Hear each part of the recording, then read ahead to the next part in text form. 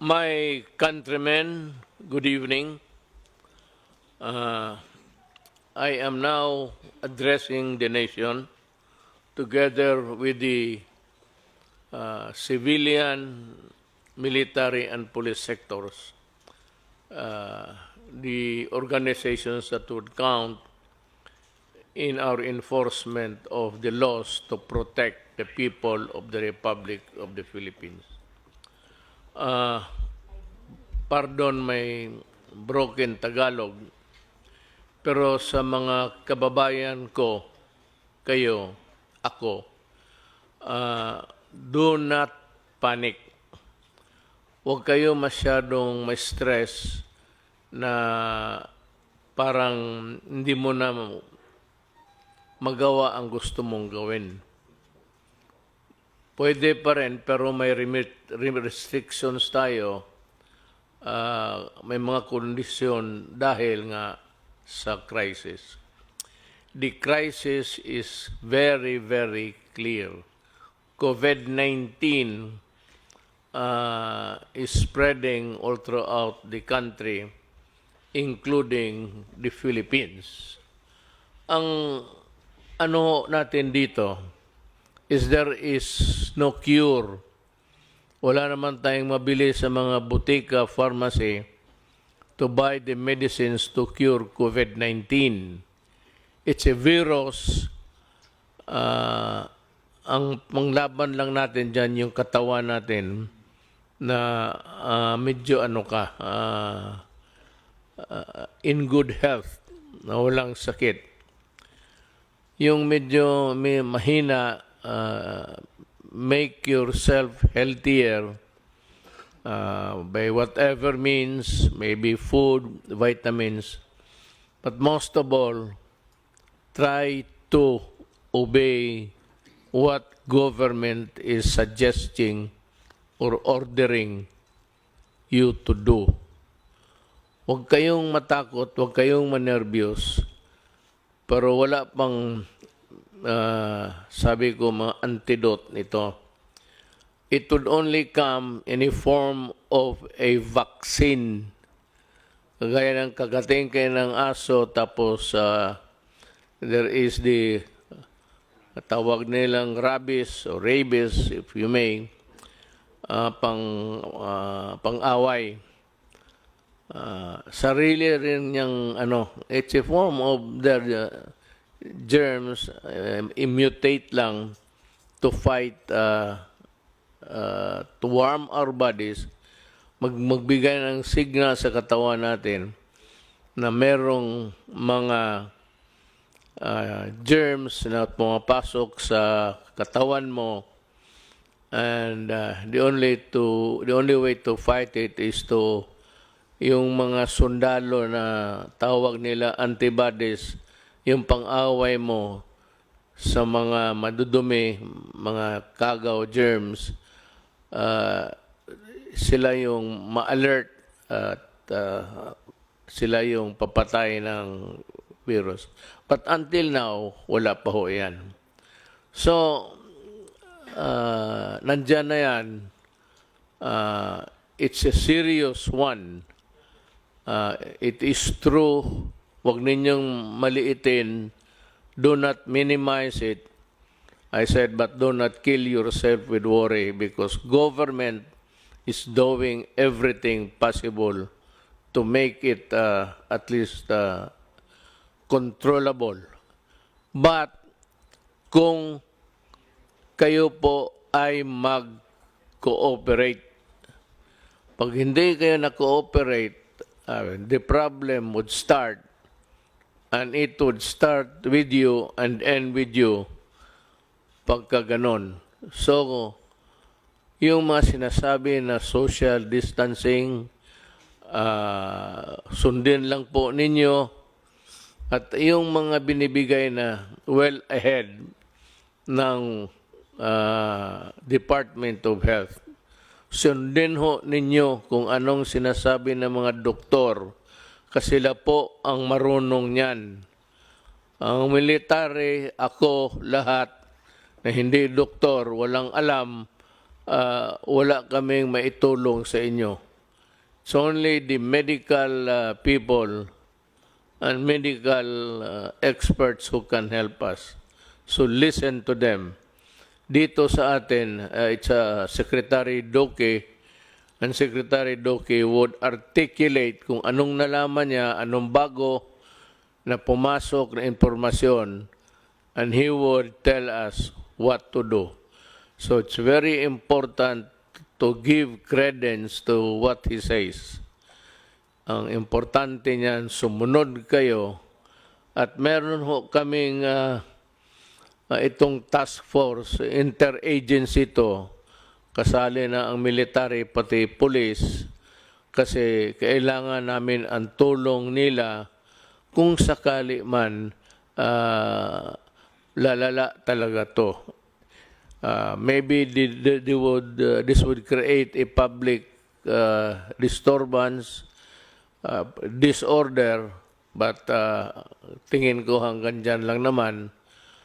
Kasi, I know that you want to follow because you want to help everybody, including yourself and your family.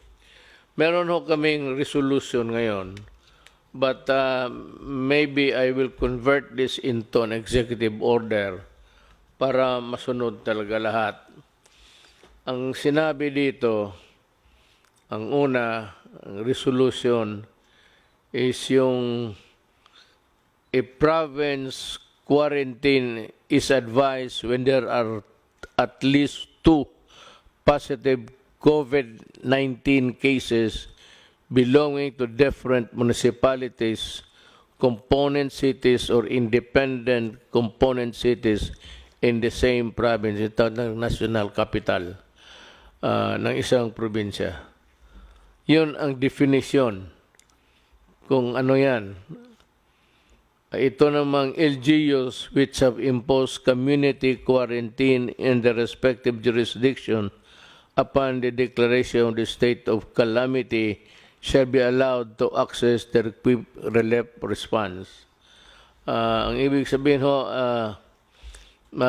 yung ano ninyo sa probinsya ninyo which you have prepared can now be utilized to the fullest with the help of the national government. Itong isa, work in the executive department. Yung departamento ko, yung akin, kasi 3 yan. Department, ang executive department, ako. Then, Congress is another department. Independent to yan. Hindi kailangan sumunod yan. May sarili sila kung gusto nila. And the other department actually is the judiciary. Magkaiba kami, pero tingin ko, ang mga trabahante sa lahat sa gobyerno na may alam kung anong mga bagay, public works, tourism, nandito sa departamento ko. Yung public health, nandito sa akin, so sila yung inutusan kong mag-aral, at ito nga yung mga resulta namin. So work in the executive department shall be suspended during this period. Walang trabaho, suspended sila, walang pumasok, without prejudice to the formation of skeletal workforces of government by government agencies in order to maintain the unimpeded delivery of services to the public. Ibig sabihin, sa mga opisina, nasyonal, walang trabaho, pero may mga skeletal, yung mga few employees, volunteer or selected na sila ang muna command the fort, ika nga, sila yung papatakbo ng departamento, but with a reduced workforce. Ito namang flexible work arrangement shall likewise be encouraged in the private sector. The Department of Labor and Employment and the Department of Trade and Industry shall issue guidelines to safeguard the welfare of workers. all manufacturing, retail, and service establishments are advised to remain in operation during said period, provided that strict social distancing measures are required to be observed by the respective management. Ibig kong sabihin sa pribado, labas sa gobyerno, ang trabaho tuloy-tuloy, pero ganun rin, reduce, ang skeletal pa medyo ano lang, yung pinili lang, at yung walang mga sakit, magtatrabaho sila. But ang may-ari ng factory o anong klaseng negosyo mo, warehouse, see to it that they are taken care of by their mga management. Huwag ninyong hayaan ang mga trabahante ninyo. Mass public transports, including the light rail transits, the metro rail transit, and the Philippine National Railways shall continue in operation. Tuloy-tuloy ho ang trabaho ninyo, provided the Department of Transportation shall issue guidelines to ensure social distancing in said public transport. Ibig sabihin, tuloy-tuloy ang trabaho ninyo, pero ang social distancing, yung distansya mo to the other fellow, medyo malayo.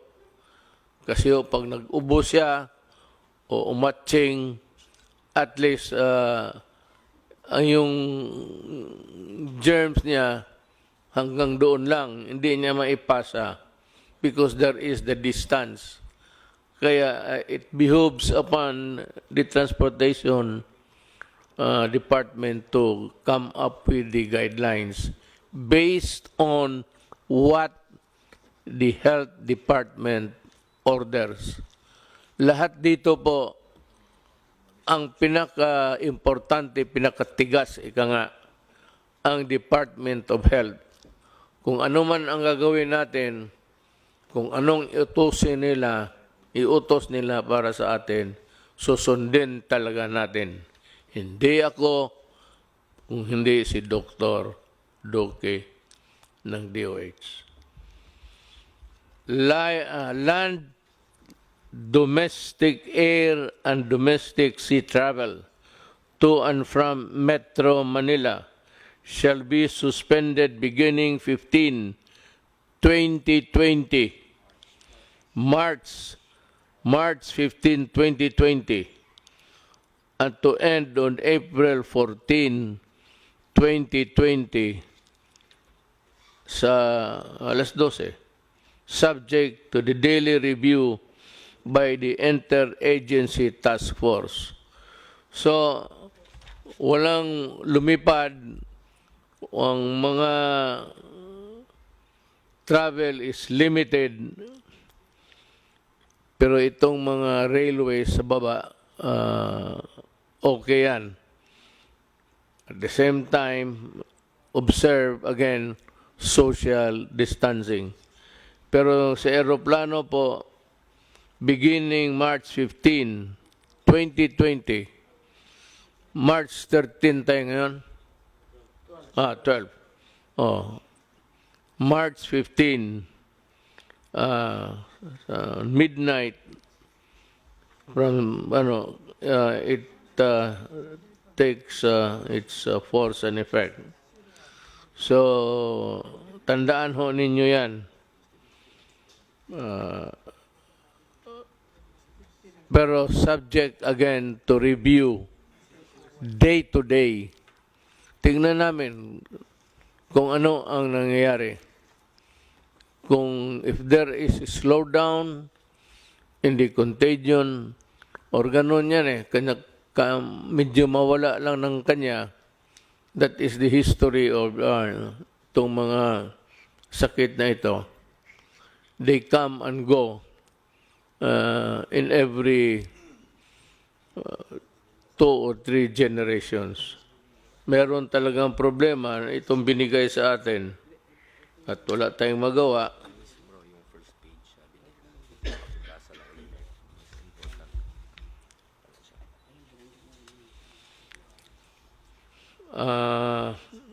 ito yung talagang trabaho nila.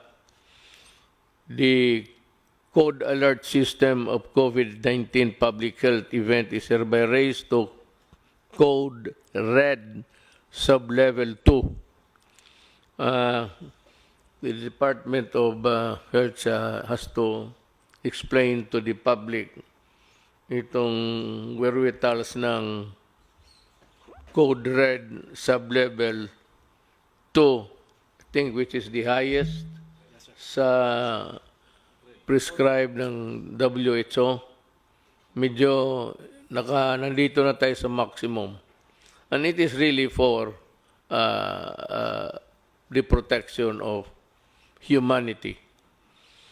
The recommendations of the Department of Health Technical Advisory Group in imposing stringent social distancing measure in the National Capital Region are adopted for a period of 30 days from the issuance of this resolution, with salient points, yung mga importante, of which are as follows.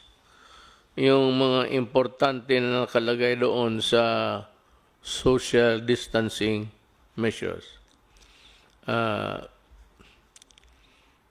The suspension of classes in all levels in Metro Manila is hereby extended until April 12, 2020. It's almost about a month. Ngayon, so walang klase, pwede kayong magbakasyon dyan lang sa bahay. Avoid, I'm sure may mga bagay-bagay dyan sa bahay na hindi pa ninyo nakita. If I were a student, estudyante man rin ako noon, I would avoid yung mga bar, ano dyan, mga nightclub, maraming tao, where people congregate, tapos nandyan malapit kayo. Mag-ubo yung isa, mapasa niya. Pag nakuha mo, nag-ubo ka, pasa mo rin doon sa kabila. So try to avoid people, crowds. Yun, for your own protection. Huwag kang, may mga tao kasi na magsabi, wala yan. Kung patay ka, patay. Tama. Pero kung patay ka rin talaga. Wala rin tayong magawa. So, kaawa naman ang nanay pati tatay ninyo. So, better just stay within the premises of the house. If I were you, alam ko na kung anong gawin ninyo. Bili kayo ng cellphone na marami. Wala naman kayong ginawa kung hindi magtulbok-tulbok rin dyan. I mean, everywhere that I look. Dito sa walang pakialam ang tao. Sige, nandoon na sa cellphone. So, we are reduced to one village. Di mas malapit. Instead of talking, you have your cellphone. And that is a benefit which was not given us during our time.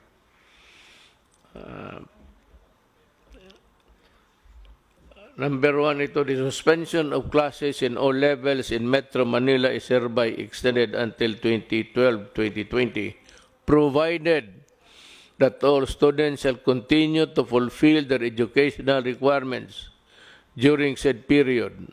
Anong ibig sabihin? Kung wala kang magawa, sabi ng gobyerno, mag-aral ka. Pero ito, hindi ko inaasahan susunod din ninyo.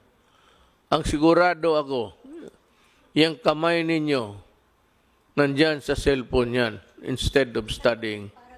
I'm sure of it.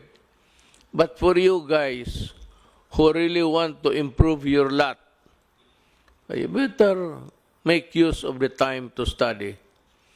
Because, alam mo, mga anak, kayo mga bata, kayo yung mamatay na hindi makalabas ng bahay. then you make all sorts of excuses.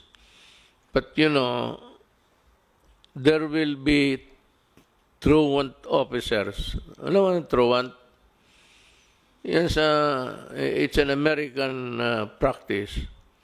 Pag makita ka sa labas, pasakay sa palaboy-laboy ka lang dyan, wala kang ginagawa, sisigaw-sigaw kayo, lalapitan kayo ng pulis pati military, tatanungin kayo, then you have a problem.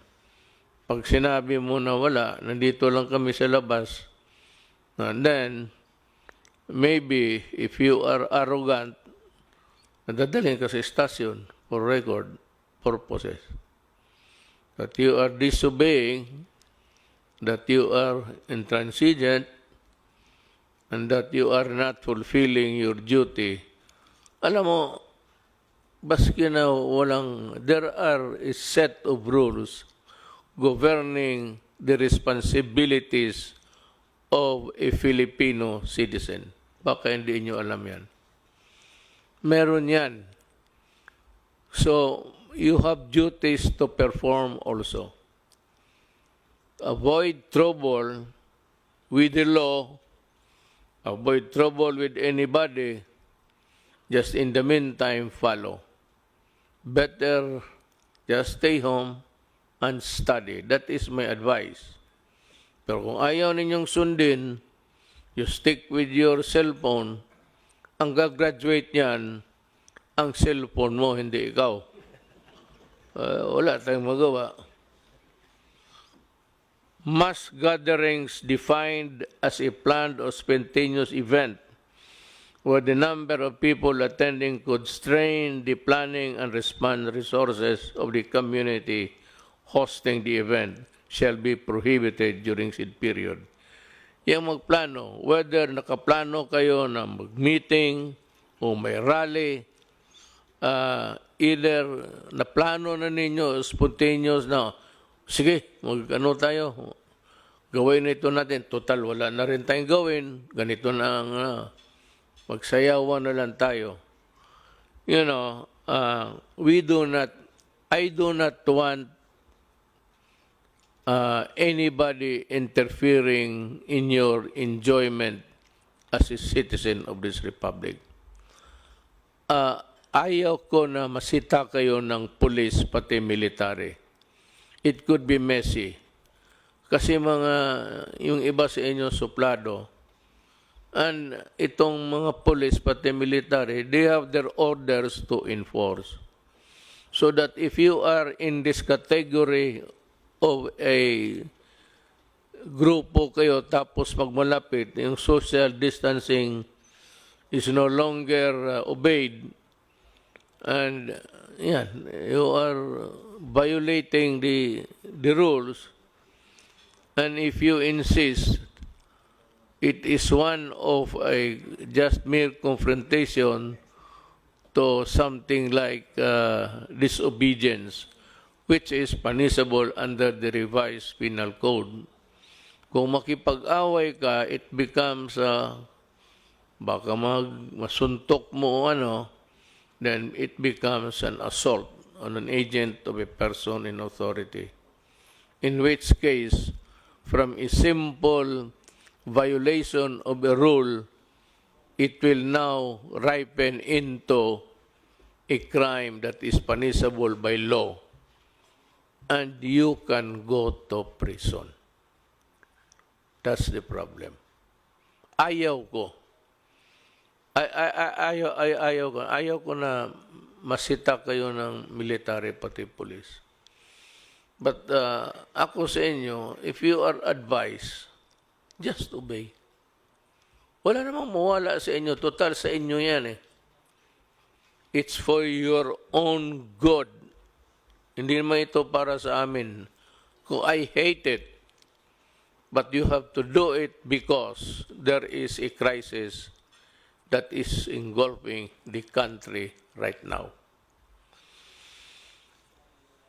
Community quarantine is hereby imposed in the entire of Metro Manila. And In other areas, the LGUs are advised to abide by the following guidelines, imposing localized community quarantine in the respective jurisdiction. For Manila, may ayaw namin gamitin yan, pero kasi takot kayo sabihin lockdown. But it's a lockdown. There is no struggle of power here. Walang away dito, walang gera. It's just a matter of protecting and defending you from COVID-19. That's about it. It has nothing to do with the power of the military or the power of the police, nor or my power and of these guys beside me. Hindi yan. It's not an issue of, it's just an issue of protecting public interest and public health. Yun lang. A barangay-wide quarantine is advised when at least 2 positive COVID-19 cases belonging to different households in the same barangay. Kung sa isang barangay may 2 na infected, medyo i-quarantine na ninyo yung barangay ninyo. Itong problema sa 2, sabihin na it behoves on the barangay captain actually. The barangay captain is under the administrative code is a person in authority. That's why kung makipagsuntukan ka ng barangay captain because he is enforcing the law o awayin mo, pareho ang kasalanan mo kung lumaban ka sa police or sa person in authority. Mabigat ang barangay captain and teachers also. Teachers, because of the nature of their work, are persons in authority because they are made so by the law itself to give them the stature in relation to the work of trying to mold and teach the Filipino students. Kaya ang teacher rin, kung utosan ka, sunod ka, pareho sa barangay captain. Now, if the barangay captain would ask the teachers to help in the enforcement, you better obey because they are in the exercise of teaching the persons there of the barangay of the dangers is part of their work.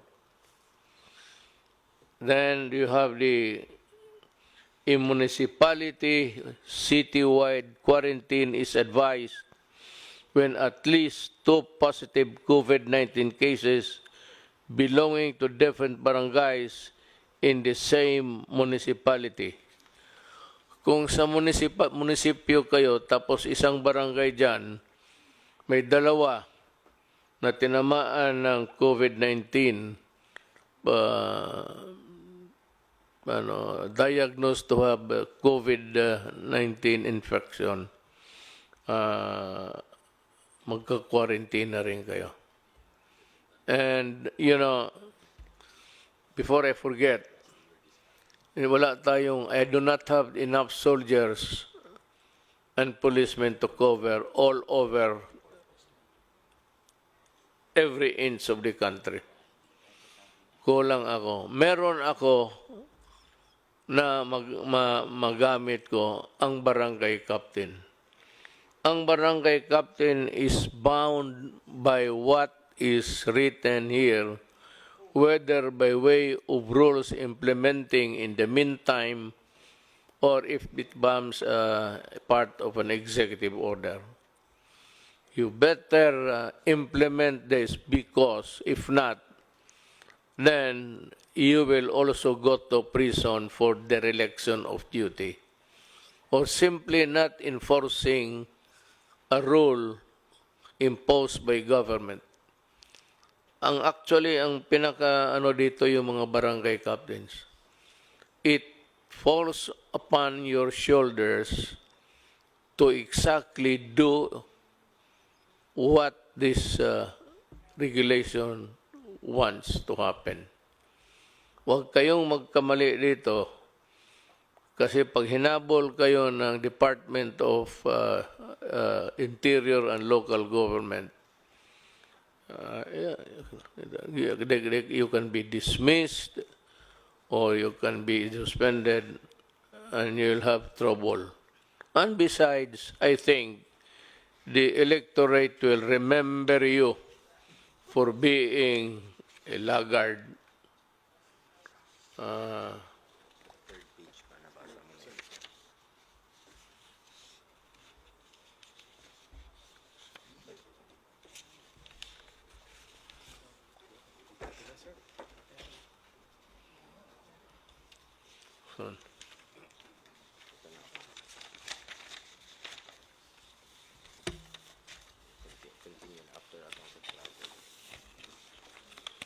Kita mo si Senator Go, siya lang ang working hard talaga.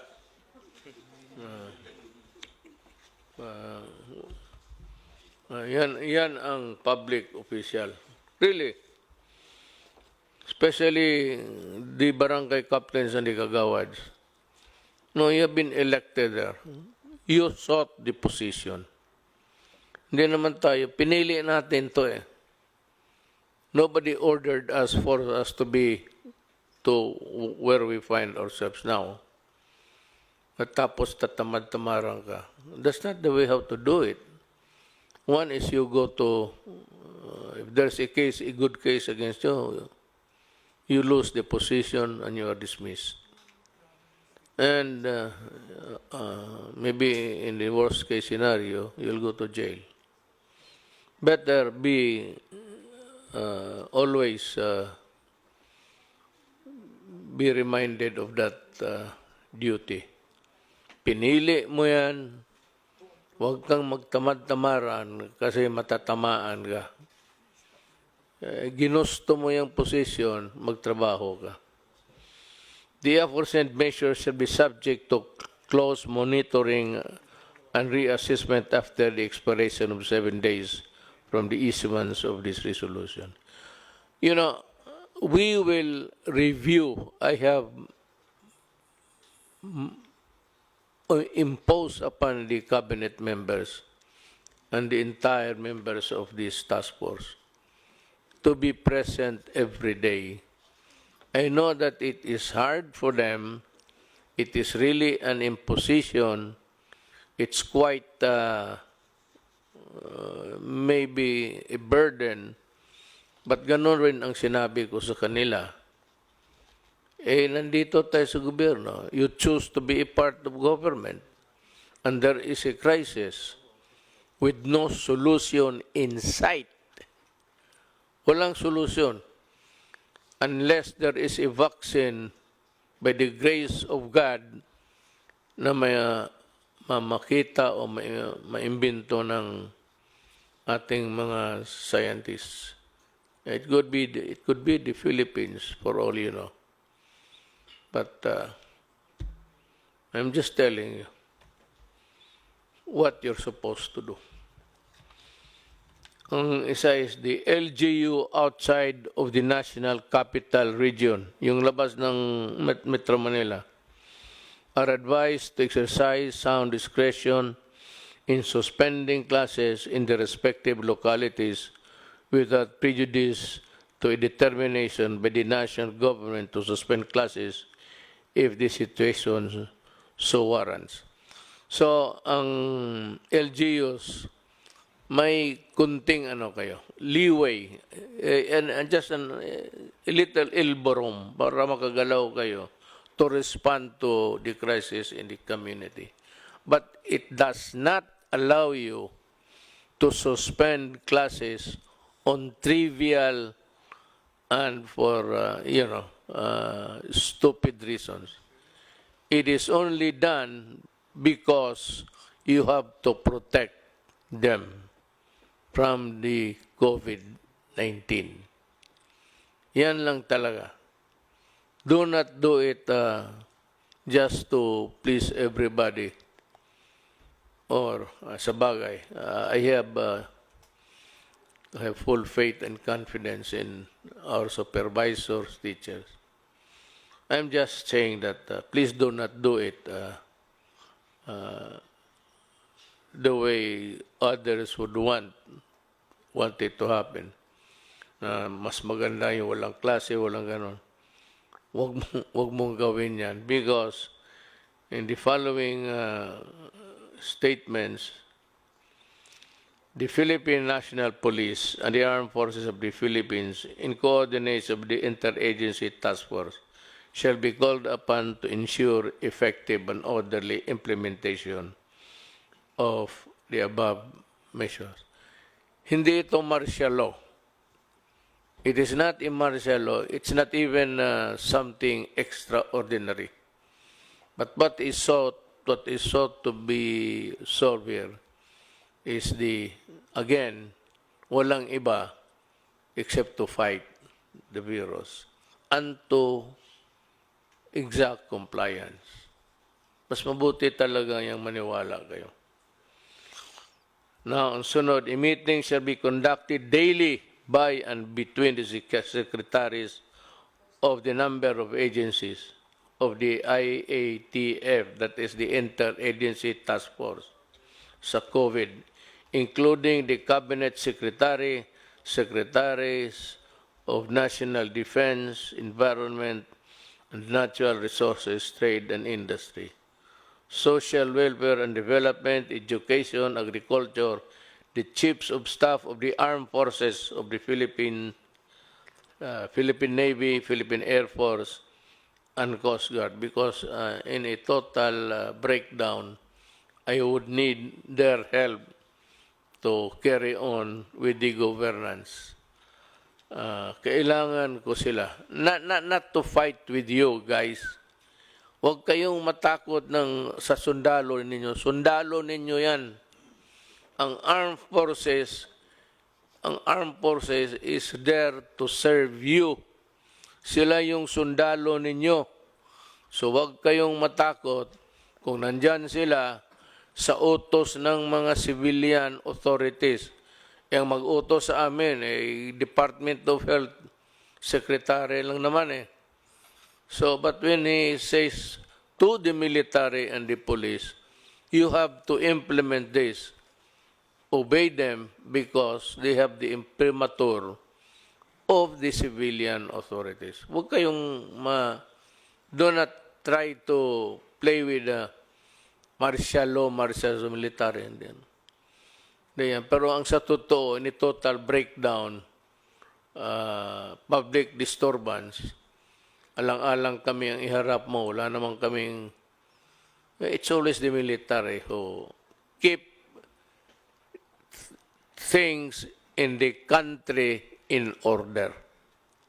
Sila yan. Titingnan nila na everything is in order every day of their working days.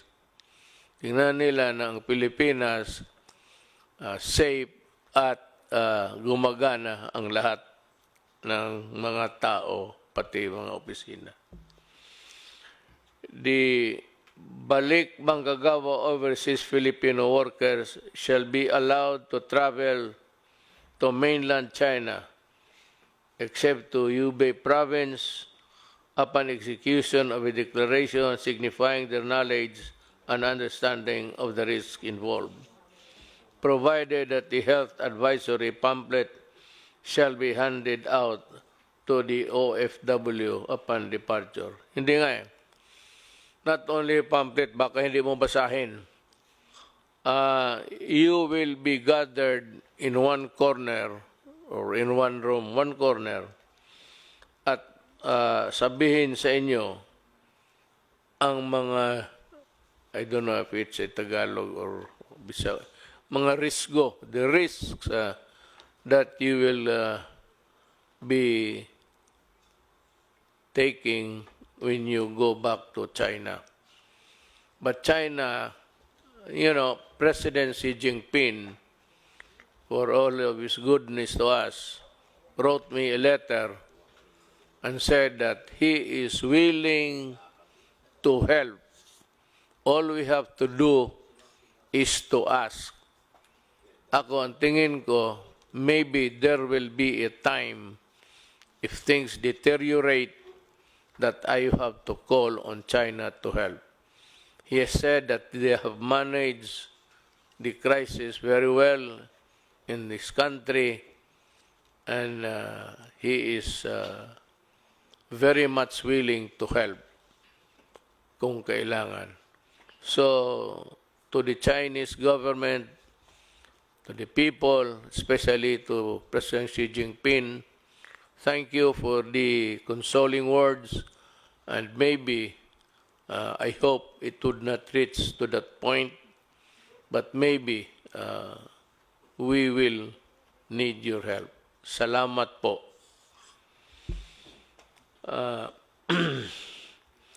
The entry travel restriction shall be imposed upon those traveling from countries with localized COVID-19 transmission, except for Filipino citizens, including their foreign spouse and children, if any. Holders of permanent resident visa, remember, Filipino, walang problema.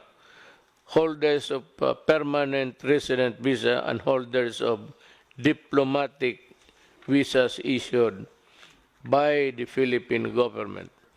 Yung travel dito ang gustong pumunta, hindi tatanggapin, lalo na kung yung bayan nila has ordered a restriction sa travel.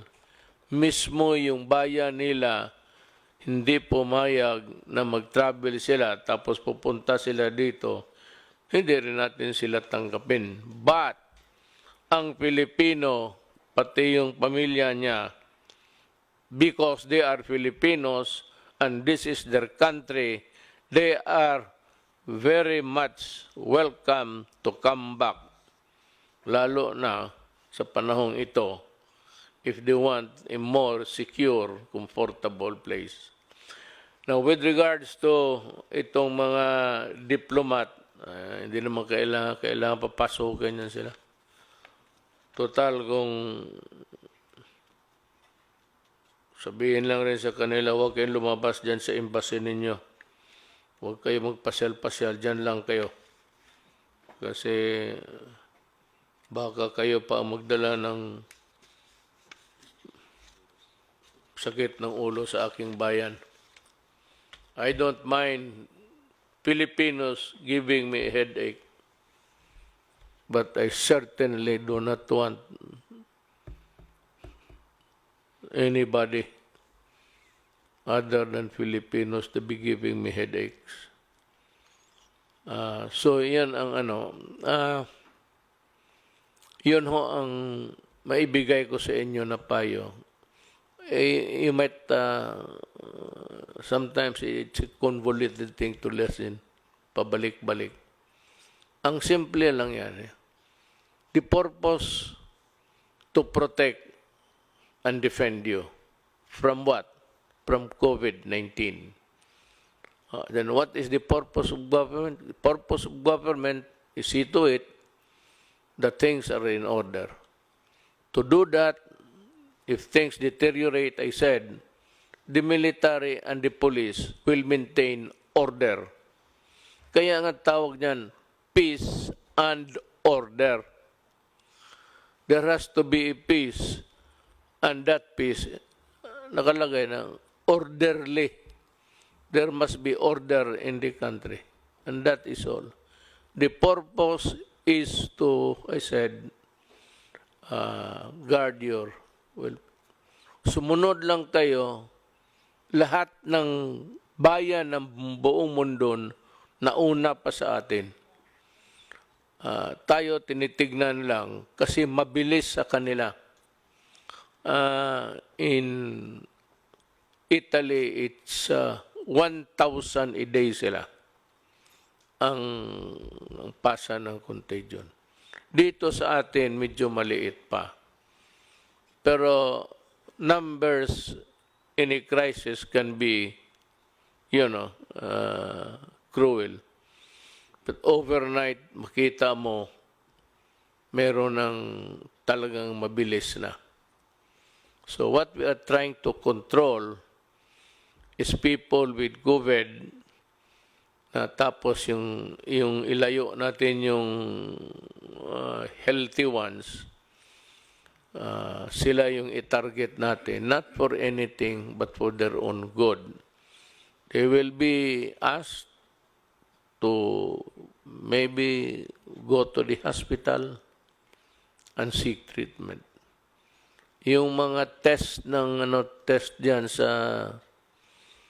para sa kung may infection ka o hindi. Libre yan.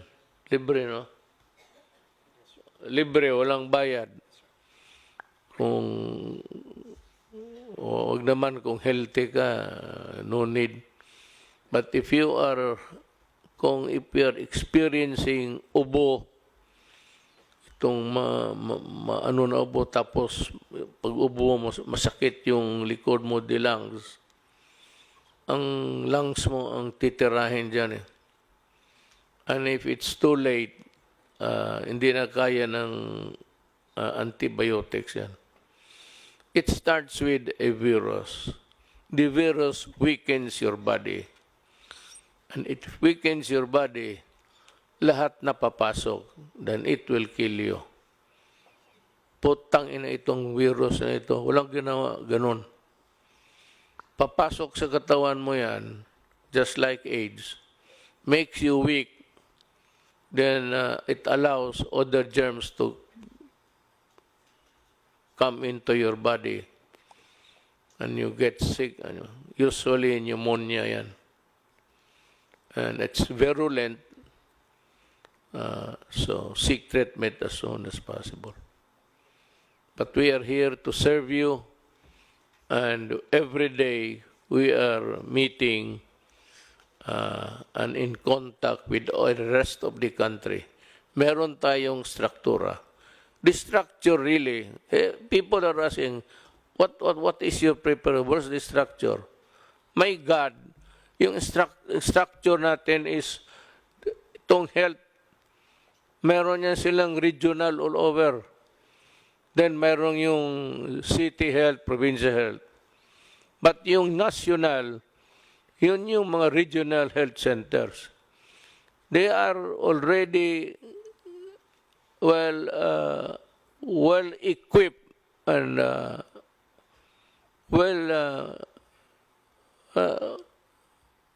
nag-aral na yan kung ano ang gawin nila. There is the structure. So, sumunod lang tayo at hiningi ko sa inyo, kunting pasensya lang. It's for your own good.